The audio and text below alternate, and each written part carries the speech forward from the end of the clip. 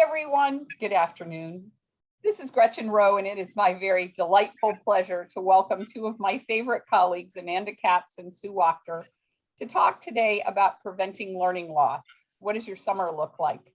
And we have these conversations with parents individually all the time, but today we want to have a collective conversation with you all on some things that you can do to have a joyful summer and maybe switch it up a little bit, but not lose all the ground you've gained in this wonderful academic year.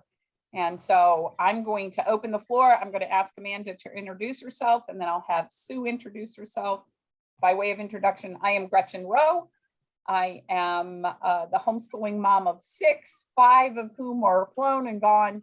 And the 6th is a senior in high school this year. So I am almost at the end of my journey.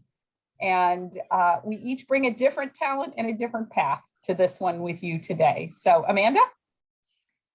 Hi, I'm Amanda Capps. I am coming to you remotely from Northwest Arkansas, where I am a second generation homeschooler. I have 8 children, and they range in age from 20 down to 2. And that is always an adventure. I have been with Demi Learning for the last 12 years.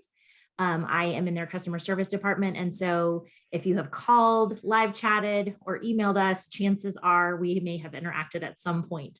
And it is my pleasure to be here. And this is a great topic. It's an often discussed topic in customer service. So this is a great topic.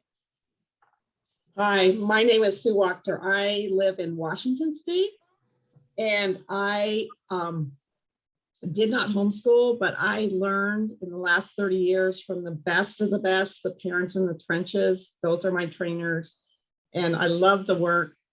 I also was a mom that we were so exhausted because even though we didn't homeschool, we felt like we homeschooled sometimes, just going to school. We took the summer off. So, however, having said that, and that was wonderful, I have learned there is great benefit from, again, working with the parents to have some things going intentionally to make sure that the startup next year goes smoothly. And so I'm excited to share what I know and hear what Gretchen and Amanda have to say about it. Well, I think there should be a full disclosure too. Sue had her own educational supply store, so she has provided support for parents. She's forgotten more about the materials of Demi Learning than I'll ever know. And she just brings a wealth of knowledge. And she is our resident grandma. Sometimes you might get Sue on the phone and you might get a resident grandma talk about being able to support your kids. And so we're each coming from very different perspectives today. But I think the benefit for you listening in is the fact that you're going to hear the best of the best as far as the collaborations that we have had. You'll hear us make reference throughout the day to different pieces of support material. All of those will be found in the show notes that you will receive when you receive this recording. So if you're wondering, hey, where's the blog website that Gretchen talked about, or where is the nature journal link that Sue is going to reference, all of that will be in your show notes. So know that that is there. Let me also say as an aside that we do these webinars on a weekly basis because we want to be able to provide you with the support to keep you in the journey. We know it's a joyful journey, but it's not an easy one. And in order to make that journey as best as it can possibly be, we offer you a wealth of information. So you can find information at demilearning.com/guild and at demilearning.com/blog. And those will give you some terrific resources. In fact, we're going to refer to you today to 14 resources on the website. So there'll be a little homework for you. But I think investing time now will have tremendous benefits and pay off later. So let's get started. Sue, I'd like you to begin our conversation with talking about celebrating what you've accomplished. And can you give some parents some insight into that? Yes, I just want to really encourage you. I know you just might be feeling a little weary and wondering, and how did we do? And it's all over the board. So just know, no matter what feeling you're feeling, you're not alone. But I would encourage you to take some time to celebrate all that you did accomplish, because you did. I guarantee you, no matter who you are, you accomplished a lot. And maybe you're comparing to the neighbors or whatever and worrying about, did I do as much as they? Don't, just put that aside. Celebrate your family. And again, being the grandma in the room, celebrate just this time with your family, that you spent a year together, or even if it wasn't a whole year, being together in this special way. It'll be something you'll look back and be very grateful for. So taking note to just store some of that away in your heart. I pull those things out all the time that I stored away there. Trust me, they're of great value. And if you need help, like especially in the math, and if you used our materials, if you want to have that discussion with me or someone on the team, we'd be glad to help you find those things. We care about you beyond just selling you material.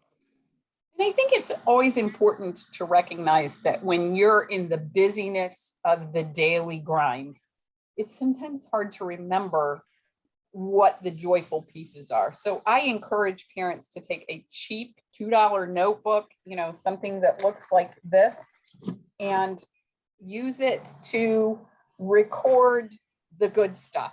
Because as human beings, it's easy for us to remember the things that don't go well, but we tend to forget the things that should be celebrated. And so let me encourage you this summer to start to cultivate a habit of remembering those really good things.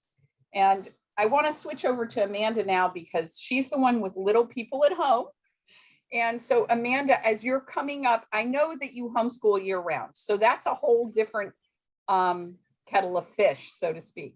But as you're coming up on what is traditionally interpreted as the end of your typical year, how do you assess before you move forward into the new of the year?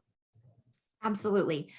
So this is a fun time of year. It's a fun process. So what I tend to do, because I do have some different learners that have some memory and retention specific issues, I know if we take too much of a break at one time, we're going to lose too much ground. And I don't want to spend the first 6 to 8 weeks of my new school year, which, traditionally is going to come, around August, having to do a bunch of review and boring everyone to tears, because that tends to kind of be the attitude that you get transitioning back in. Also, just knowing myself and my personality and the way that I structure things in a large family, which is barely controlled chaos, let's be real. If I take too much of a break, I know that I lose my motivation and my momentum. So there are just certain things that are easier to basically keep up. So year round, when I say year round, I mean, I think some people think, oh my goodness, that sounds really overwhelming. But the reality is, in the summer, we're really only focusing on a really good literature list. We are focusing on field trips, and we are focusing on projects that maybe we just didn't have the time to get to during our traditional school year. And we are keeping up with our math skills. Sometimes that literally just looks like, dude, you're going to go sit at the computer and you're going to do 10 minutes of drill on this particular, addition, subtraction, multiplication, division, because we just want to keep those skills really well oiled.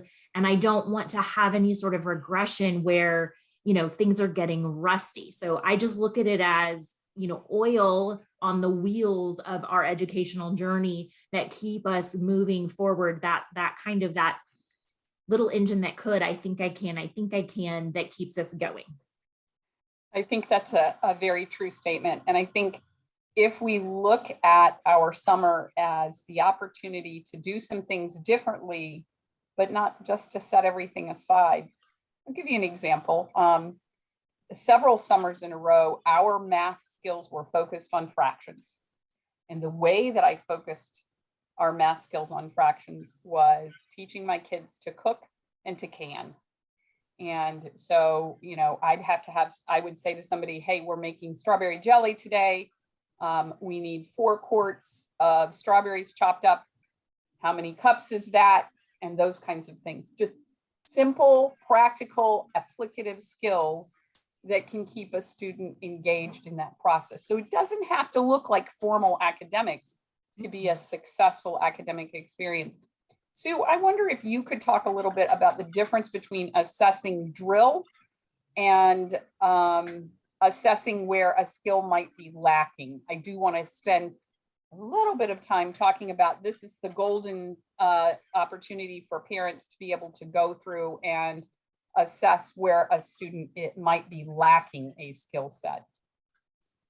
Yeah, if I could talk to you now versus in August, that would just be golden to me. Trust me, because boy, when we have to do a placement or figure out where to put a student in August and that summer brain has well gelled in, it's hard. And we could end up sending, you know, you could end up buying the wrong level or a level too low or whatever. But so there's 2 things. So it also helps you prepare so you know what to buy next year to do your assessing now, but it also gives you some clues on some of the fuzzy areas. And we here in the placement support department, we have tools to help you with that. And it isn't always a purchase. It could be a combination of the drills like Amanda mentioned, but it could be also some other support things and different ways to use our worksheet generator to keep those skills that are fuzzy, make them even more clear. And actually, again, this is where the grandma in the room comes in. I don't want them doing an hour. I want to do short spurts. I want them to have, like I tell my parents when their long division is the culprit, you tell that student, do not do that full sheet, only do one problem a day. Don't let me catch you doing more than 1 problem a day. So they think you're nuts, but it really that consistently doing 1 a day and slowly escalating their confidence is more important than having to sit down and hand them a full sheet where they just check out. I mean, who wants to do a full page of long division? I don't. They probably don't either. So we have ways to support, but the first key is to get that assessment to figure out the fuzzy areas. And our assessments aren't long drawn out things, and there's definitely ways to assess where you're observing for different behaviors, all of that fits into the plan. And that this time of year, that's when I want to talk to you. If you're planning to be new to Math UC, and even if you're not new to Math UC, let's take a look at that. Can help you with your summer plan and also help you with your planning for the next school year. And so toward that end, it's also an opportunity for you as the parent to assess what went well this year. And maybe you need to look at changing something. Maybe it's time to assess a curriculum that's not meeting one student's needs. I know we have a colleague named Kathleen who talks about finding what she thought was the perfect curriculum, and her older son just loved it. And then 7 years later, younger son came along and it was absolutely the not perfect curriculum for him. And so as parents, we have to be willing to model the flexibility of recognizing what works and what doesn't work. And I think there's some specific things you can use in that evaluation process to say, this is working, this is not working. And Amanda, can you talk about, because I know that you do this very deliberatively. So can you talk about some of the things you use, the questions you ask yourself in evaluating what's working and what's not working? Absolutely. So the first thing that I look at with my students specifically is, what are their learning preferences? There's a lot of information out there about learning styles. And usually people are a combination of all of them, but they probably tend to have a pretty strong preference. And I like to say preference because when you say learning style, it's almost like it locks in and you're only able to learn in that one distinct way. And yet that's really not how our brains are wired at all.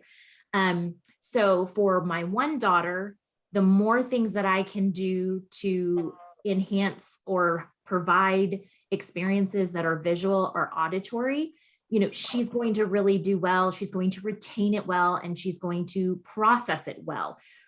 My son is not a strong auditory learner. He is much more of a hands-on, and he needs to see it and touch it and figure out how it goes together and how it works. So if I were trying to do everything auditory, he would struggle, or he would have gaps, or things that he just wasn't picking up on. But if I tried to take my auditory daughter and make her touch and build and do everything, that way she's going to look at me and be like, are you serious? Like, I don't want to do this. And I'm going to have a really big struggle on my hands with attitude and reluctance and motivation. And those are all things that we don't want to see as part of that learning process. We want the process of learning to be engaging. We want it to be fun. We want it to have context and be applicable. And when you said, about doing math skills and doing fractions and doing canning and things like the summer lends itself so beautifully to gardening. I mean, you're not going to garden through the winter when you're doing school and there's, 3 feet of snow outside, but gardening in the summer, that gives you all that to say, there's just so much that you can count as school that you may not be thinking of as school or as educational. If you're looking at that, the 4 walls, the desk, the textbooks, if that's kind of where your focus is, then you're being very narrow on the experiences that you are counting for your kids. I think that really is very true. And I know that Sue has taught me an enormous amount in the last 8 years as we've worked together, because she does an enormous amount of academic experience through the vehicle of art. So Sue, can you talk a little bit about maybe, in the middle of a homeschool year, it's hard to give your attention. Wait, you want me to spend time on teaching my kids to do art when I need them to read and I need them to do math and I need them to learn to spell? But now we have margins and spaces. So can you talk about how that actually prevents learning loss of being able to incorporate art into their summer experiences?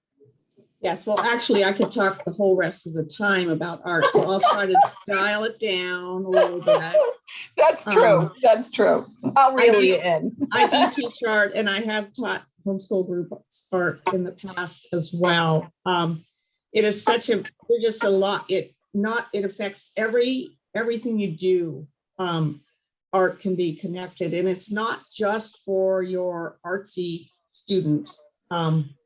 It's for all of your students. So if you think about it, if you have a student that's just really academically strong in math, what's that student going to do with math when they go on to the career?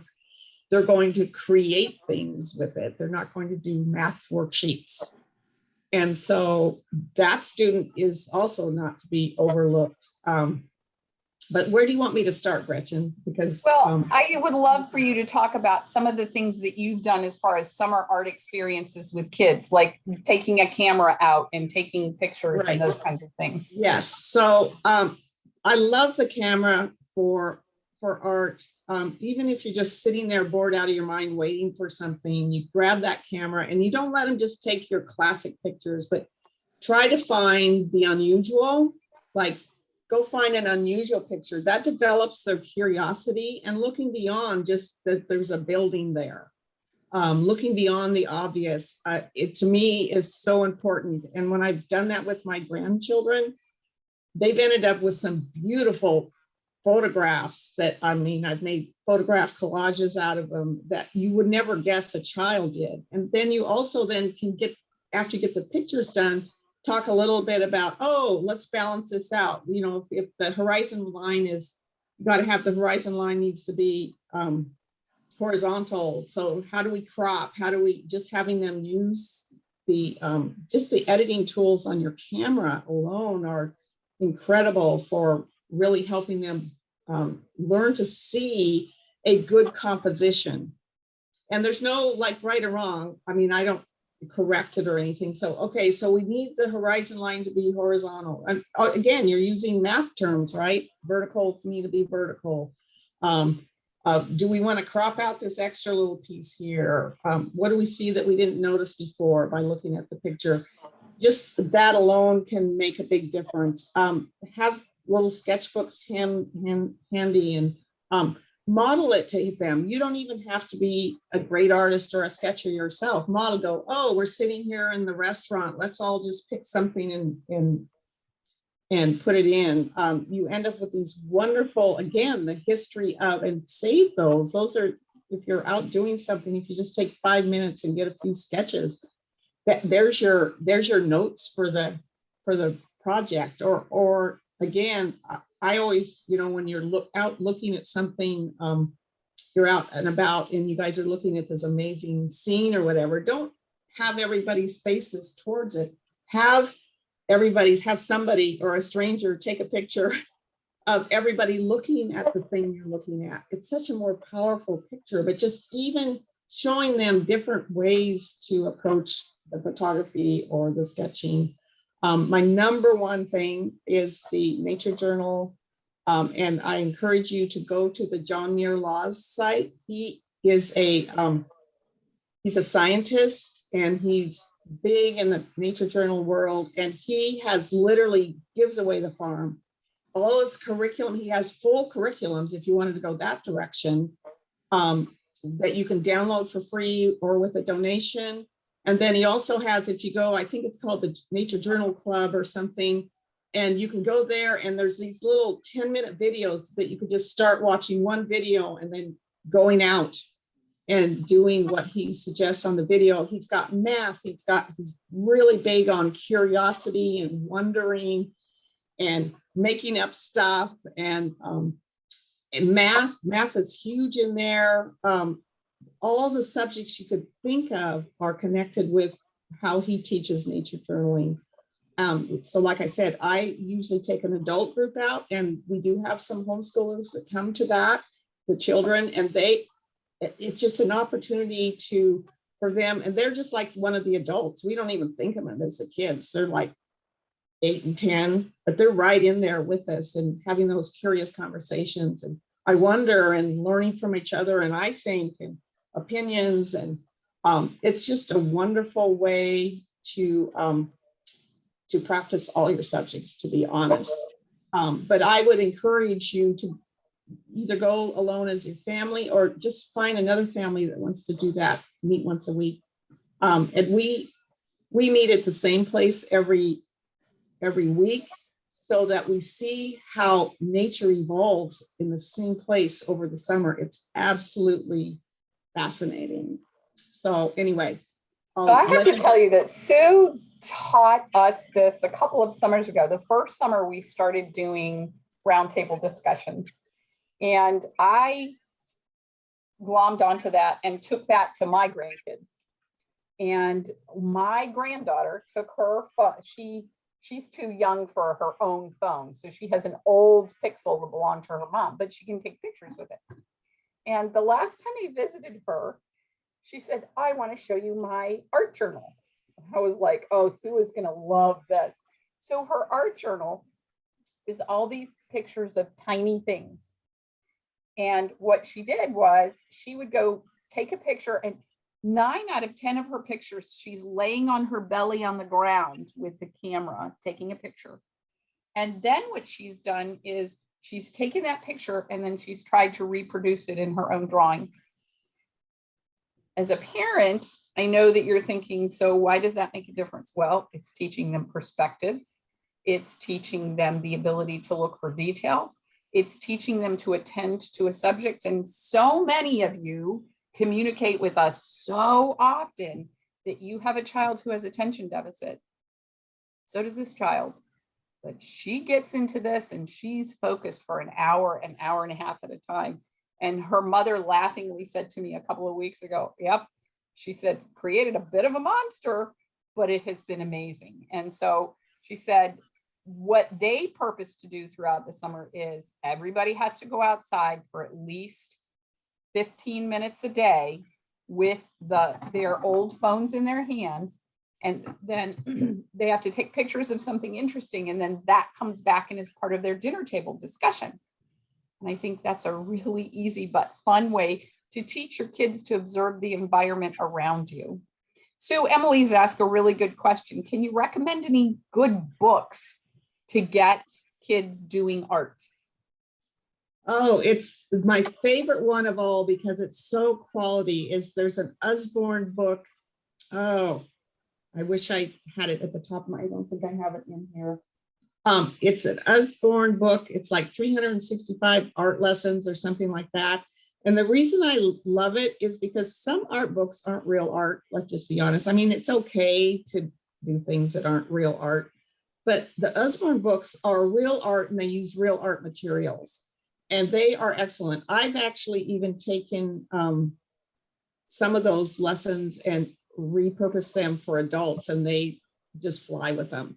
So that is my most favorite, that along with the nature journaling as well.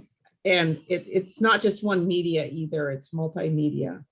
And then also with the nature journal, a lot of my nature journal, I pick leaves and I've got stuff stuffed in my journal. So don't just keep it to the drawing part of it. I just wanted to add that on there. But I hope Mother that Google helps. is always the best, Sue. It's Did you find the one? the Usborne book, Complete Book of Art Ideas. I believe that's it. I think I think I've seen you hold that book up in some other event that we've done together. So I think It that's is the best of the best. Amanda, I know that you do something that's really cool with your kids in the summer, and that is you do living history experiences. Can you talk a little bit about that? So really, this was something that I probably need to credit my mother with kind of starting the inspirational spark. So here I was thinking as a kid that my mom did these tea parties and that she did poetry to enrich us kids. The reality is it gave my mom the perfect excuse to drink hot tea and, get into something that she loved with us, which was poetry. And so they started out as kind of tea parties where we would just share our favorite poem or read a poem, have some tea. But then that branched out into my high school years of being an actual young ladies living history club. And we traveled to events all over the Midwest, Civil War reenactments, Renaissance festivals. Our little local town did a Victorian themed tea at a Victorian hotel. And we would dress up in Victorian costumes and we would hostess this tea for this organization. And every year the money that they earned went to a local charity. So it was an incredible opportunity for some community service, but it also gave wings to a great love of mine, which is history. And so I have been able to carry that on with my kids. We try to do a seasonal tea. So that's usually a tea once a quarter, and we do a seasonal, so a spring, a winter, a fall, and usually something right around Christmas where we do a cookie exchange because everybody just, gets such a kick out of doing that. And, some of my best friends come, bring their kids, and everybody looks forward to it. It is one of the highlights, of our year. Is sharing that time together and then looking for opportunities within your local community. I live in Northwest Arkansas, so there are several Civil War battlefields in the area. They put on reenactments. You can go and you can watch military maneuvers. You can hear the cannons fire. The people who attend those and do living history events always have a story and a persona that goes with the time. And so there's a lot of great historical information in those museums, zoos, any of those things that just kind of get the stories and get the facts off the page and make them real and experienceable are just phenomenal for kids. I think one of the things that we fail to take into account as parents, how does that prevent learning loss? Well, look at what Amanda has just shared with you. There's the logistics of putting together that tea, and that's everything from budgeting to purchasing to entertaining to figuring out how to make everyone included. And then the historical perspectives. I have a friend who is now a costume designer as an adult. She's a librarian, but her outlet is to design costumes. And that love of costume design came from her summer experiences with her mother doing the very things that Amanda has described. And so I think that there is an enormous amount of things to be said for you as the parent, thinking your way through intentionally, how do I want this to look? What would it look like if we, and then fill in the blank.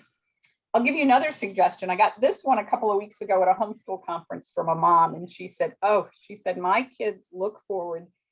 We have one day every week in the summer that is a color day. And so this incorporates a little bit of everything. She said when they have their pink color day, she said they take a nature walk. So they use Sue's suggestion and they go look for pictures of things that are pink. And she said, and then they make pink ice cream together and they do a pink craft project. And she said that whole day, there's food incorporated, there's fun incorporated. And she said, she said, 7 colors in the summer, 7 weeks of summer. It's an event my kids look forward to. And she said, the fun part is I have kids that have a wide age span, just like I do personally, Amanda does personally. And she said, her college kids still come home and say, what's the color this week, Mom? And so there's an idea for you guys to incorporate all sorts of things into a single event for a day. I also think it's important, before I turn my attention to the questions that I want to ask these lovely ladies today, and that is to recognize that your kids need downtime. Unscripted, unscheduled, time to be, dare I say the B word, bored, because they will have a greater appreciation for the things that you do for them if they have the opportunity to have a little bit of that. And I'm going to let Sue and Amanda talk a little bit about what did downtime look like in your household? What are your expectations there? And I know it was different for Sue than it is for Amanda, because Amanda homeschools her kids and Sue's kids were public schooled. But I know Sue has said that, there's value in that. So Amanda, you go first, and then I'll let Sue answer that question. So in our house, it's known as quiet time. So for my little ones, that's a legitimate nap. They are going to go to sleep and they are going to rest so that we can make it through the rest of the day without temper tantrums and meltdowns, hopefully. Now, for my kiddos who have outgrown naps, that is reading time. So usually this is happening in the heat of the day where we don't want to be outside anyway. We live in the South and it can get rather miserable.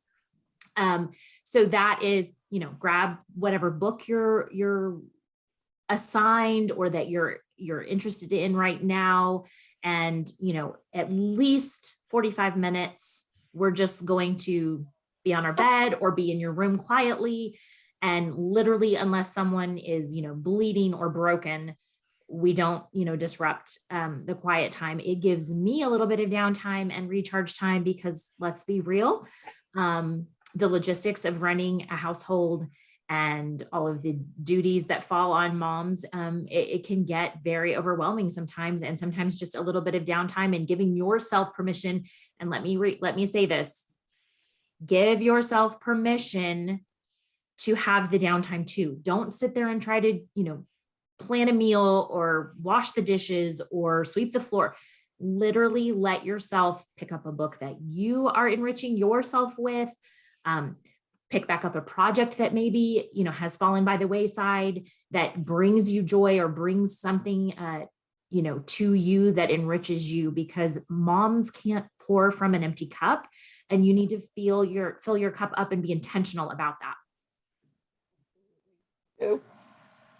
No pressure. It's been a few years. My kids are in their 40s. So I was like, what did we do? What did we do? But you do this Well, with your grandkids too. So, right. So we rarely, I mean, I did let them watch some TV, but it wasn't like they were glued to the TV all the time. We didn't have to worry about devices then either. Like, they're always wanting to be on your electronic devices. I know my grandkids are always wanting to be, they don't get to very often. I was also, and this depends on you, I wasn't worried about keeping things in order in the house all the time. So in fact, I just have somebody cleaning my closets today, and she's doing my linen closet. I can remember my kids knew that if they wanted to take everything out of the linen closet and make forts outside, they could. I mean, so not every mom can handle that, but those are just such fond memories. But they did a lot of playing outside, and free to do whatever they wanted into the house. Like I said, I remember, and then what came to my mind too is because I didn't require my kids to clean their rooms. They just were not allowed to put food in there because I didn't want food rotting or mice or anything, whatever.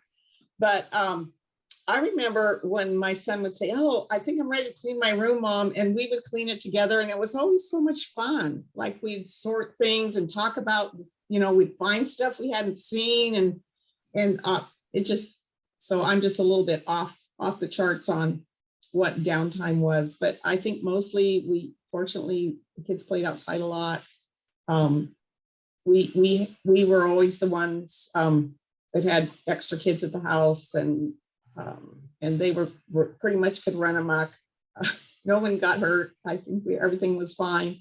But just allowing that time for discovery and play.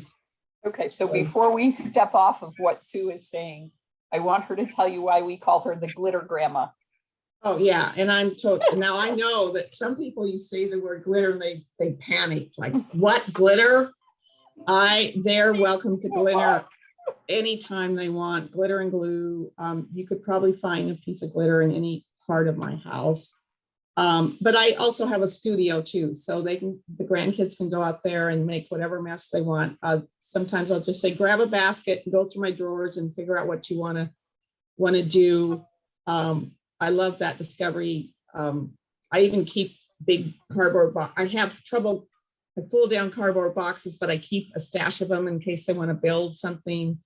And I understand not everybody has that mentality, but it's a lot of fun. Just discovery to me and curiosity are the big ones. I think those are what help, and that looking for the unusual detail. I mean, we all do the clouds in the sky, but there's other things you can be looking for. What color are in the trees really? What color is in the field? What color is out there? What color are the clouds? They're not white. Just those kind of debriefing things. But I don't remember the downtime. I don't remember being bored a minute, but I'm sure they were. And I think we have become a culture who is so used to being plugged in, focused, turned on, attentive, that we fail to recognize that some of the best brain growth occurs in that quiet reset. And so we need to be, I think, intentional to be able to provide those kinds of things for our students. And so I have questions, some questions that I would love for us to be able to answer for parents today. And let me turn my attention to these. The first one is, maybe Amanda, you could talk about this, is do you have a resource or a tip basket for summer learning? So do you have a place that your summer learning resides that's different than the schoolroom you're presently sitting in? Or do you just make it up as you go along? In other words, are you a planner or are you an executor? And I realize that those aren't mutually exclusive, but a little bit different. So yes and no. So I would say during the summer months, we always have a library basket because we do utilize the library. So I usually take my kids to the library, or my mother takes the kids to the library one day of the week. and they get new books and they get new, literature, I might encourage them to find a book on a specific topic or a specific period of history, if that's something that I kind of want to keep the momentum moving forward on. But again, summertime is a good time for reading fluff too. The Charlotte Masoners will know what I'm talking about there. There is something great about just fun literature that doesn't necessarily have to be subject oriented. And so most of the things that my kids have access to in the summer that maybe they wouldn't during the traditional school year are going to be bubbles, sidewalk chalk, all their sporting equipment, gloves, bats, frisbees, the volleyball. We try to do a lot more things outside in the sunshine. And so, yes, I do have kind of some designated areas where those materials and those resources gather, and they know where to go to get access to them.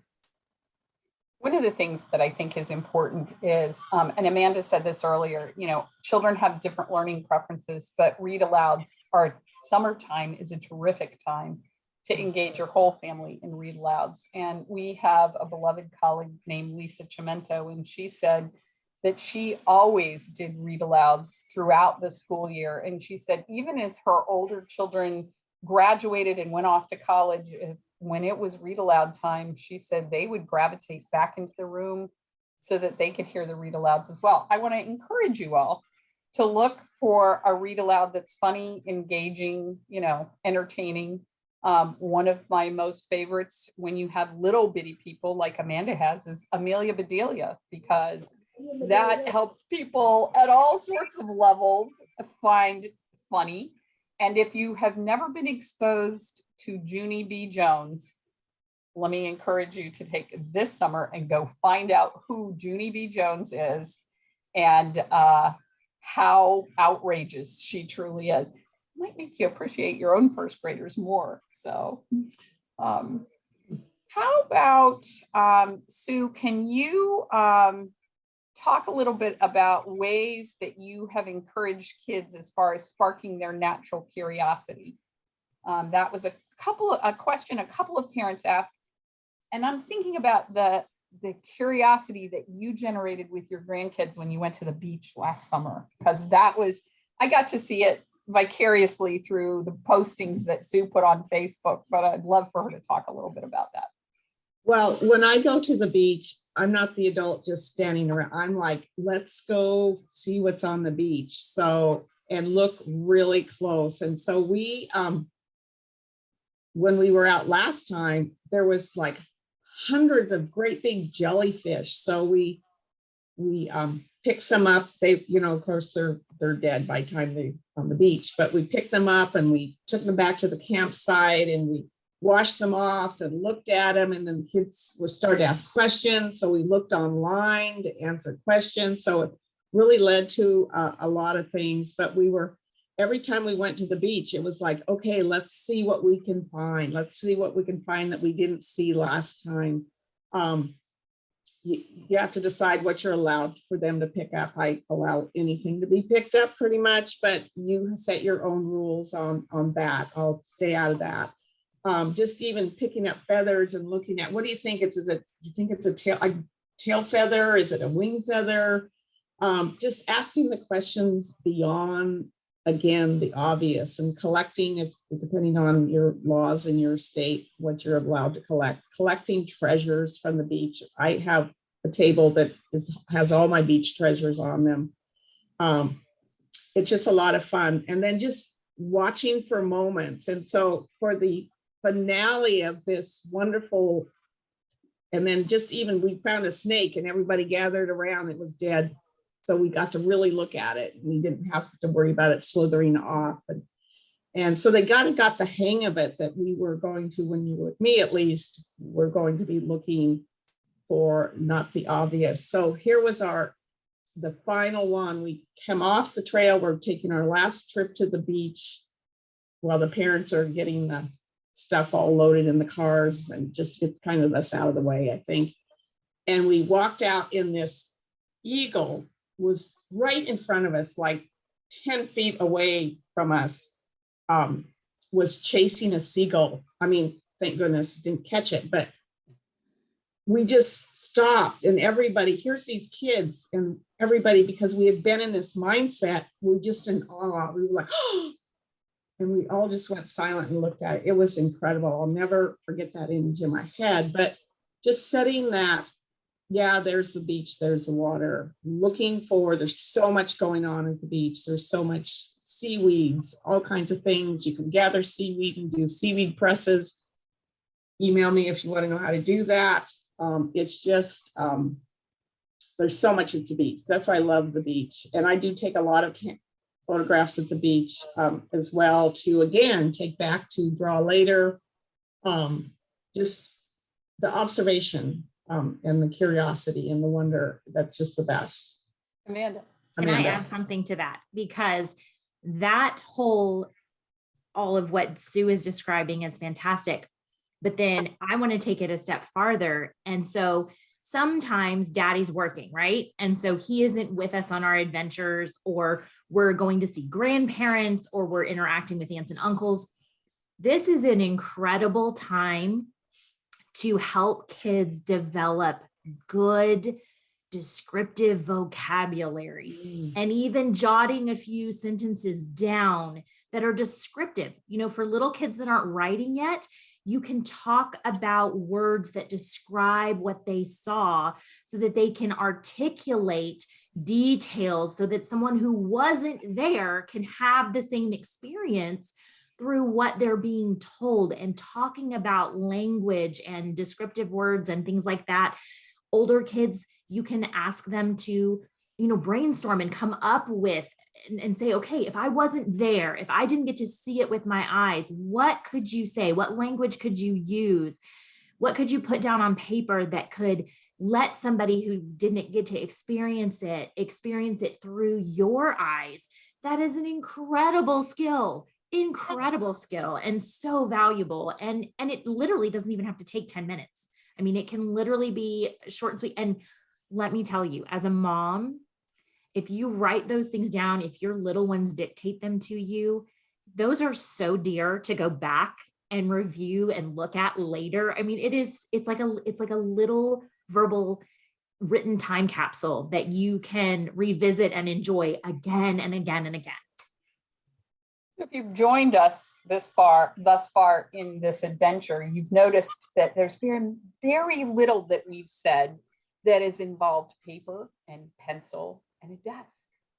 But all of this is academic experience that will make your children's experiences richer in when you get back to what my German father called the Mittendrin, or the middle of your academic year. Amanda talked about reading downtime. When we did that at my household, my kids were required to come to the dinner table with a word they didn't know, that they found in their reading that day, and they didn't know the word. And we would have discussions about what that word was.